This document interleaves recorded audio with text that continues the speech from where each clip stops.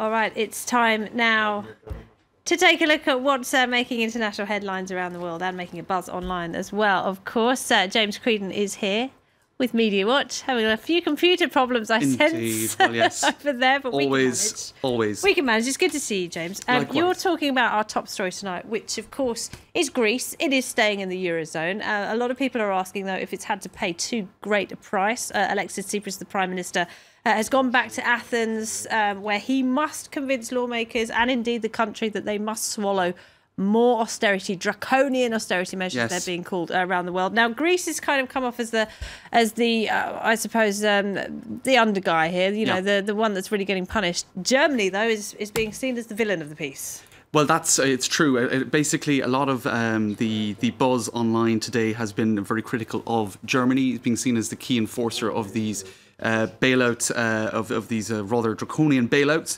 So one hashtag is "This is a coup." Now, we don't have the images to show our viewers. So this is actually to describe them for us. Radio we're doing this evening. But anyway, hashtag "This is a coup." That has been used quite extensively, with a lot of people saying that perhaps European leaders aren't aware of the temperature of public opinion at the moment and how really people... Because this isn't just Greeks, this is people all around Europe saying that. That's right. It was a hashtag that was quite extensively used in the UK, in Germany, and in Greece today, and in various other parts of the European Union. And I think a lot of people becoming more aware of what has been a humanitarian crisis, really, and an increasingly serious one in Greece over the last number of weeks and months. We've had more of a focus on that in the media.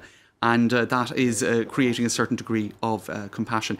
Now, Paul Krugman, amongst others, he's an award-winning, Nobel Prize-winning economist, a prominent critic of austerity. He's been getting his word in as well. And he actually weighed in behind that hashtag, "This is a coup." In other words, an economic coup. Greece is becoming more like a vassal state, or a colony, if you like, an economic colony of Europe. And he said that the demands on Greece went beyond harsh into pure vindictiveness. He wrote this in his New York Times blog today, leading to the complete destruction of national sovereignty with no hope of relief.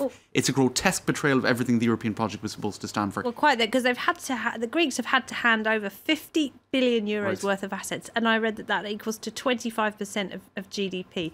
That they've completely lost control of, will be placed in a fund. Angela Merkel wanted it to be based in Luxembourg. The Greeks managed to get it back to Athens. But basically, they have no control over that now. That's right, and a lot of people really feeling that this is it's pressing a country that's already at the limits, essentially, even further. So Paul Krugman weighing in behind that. You do have other points of view, though. One, for example, in the Financial Times.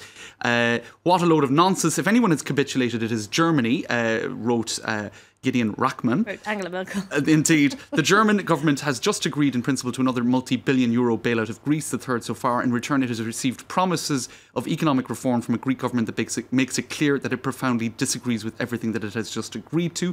From his point of view, the Syriza government will do everything it can to thwart the deal.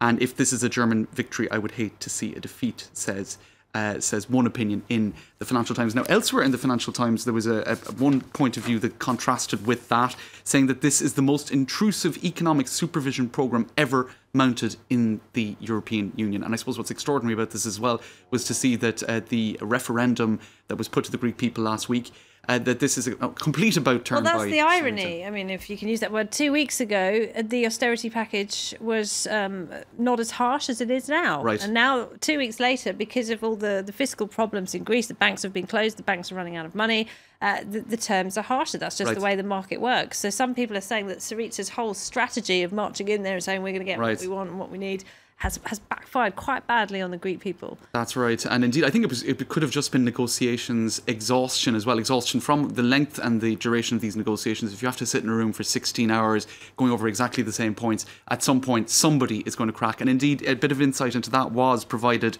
to certain media. One EU official speaking to The Guardian described the scene in these private meetings between François Hollande, Donald Tusk, the head of the European Council. He made a hugely funny joke, didn't he, at the end of it? Well, Donald Tusk? Yes, did you hear his joke? I didn't hear the joke, tell me. Some people might, after, as you say, 17 hours in a room, some people might say we have an agreement. An agreement, so yes. I did see that around in the I saw that in headlines. I didn't realise it was copyright Donald Tusk. But apparently he, at one point... sideline as a comic. According to, well, indeed, perhaps moonlighting. But according to one article also in the Financial Times, when Angela Merkel and Alexei Tsipras were making for the door and a Grexit seemed to be inevitable, it was Donald Tusk called them back to the table and said, we are not leaving the room without an agreement. And indeed, not François Hollande, who's posing as the big mediator in all of this. According to the Financial Times, Donald Tusk was central to getting the negotiations closed.